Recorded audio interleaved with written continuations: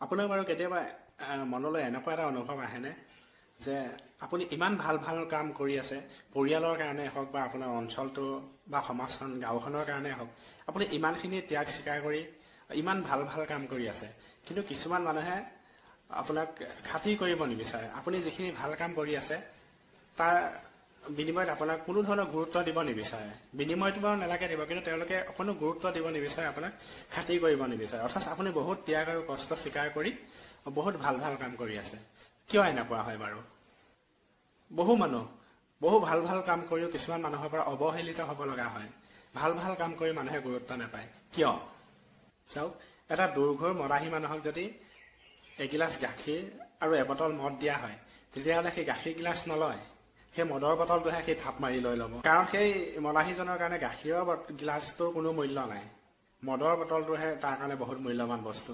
আনহাতে কোনো ডন বা মাফিয়া জাতীয় মানুহ এটাক যদি আপুনি এখন কিতাপ আৰু এটা পিষ্টলৰ ভিতৰত যিকোনো এটা বস্তু ল'বলৈ দিয়ে, তেতিয়াহ'লে সেই কিতাপখন নলয়, সি সাউতকৈ পিষ্টলটোহে লৈ ল'ব, কাৰণ তাৰ কাৰণে পিষ্টলটো বেছি গুৰুত্বপূৰ্ণ।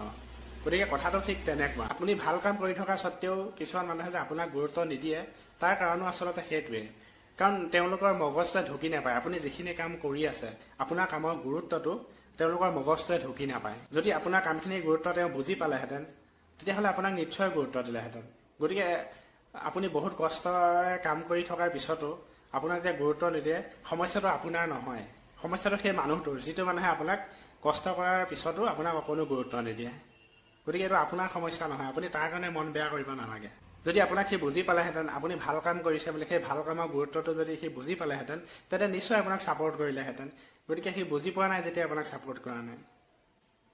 গতিকে এনেকুৱা ক্ষেত্ৰত আনৰ ওচৰত গুৰুত্ব পাবলৈ কেতিয়াও কোনো কাম কৰিব নালাগে, নিজৰ ওচৰত নিজে গুৰুত্ব বঢ়াবলৈ চেষ্টা কৰিব লাগে। গতিকে আজিৰ পৰা আপুনি আৰু নিশ্চয় মন বেয়া নকৰে চাগে যে মোক কোনেও গুৰুত্ব নিদিয়ে এই বুলি ভাবি পেলাই। আচল কাৰণ সেইটোহে, আপোনাৰ কামৰ গুৰুত্বটো বুজি নোপোৱাৰ কাৰণে এনেকুৱা হয়। ধন্যবাদ।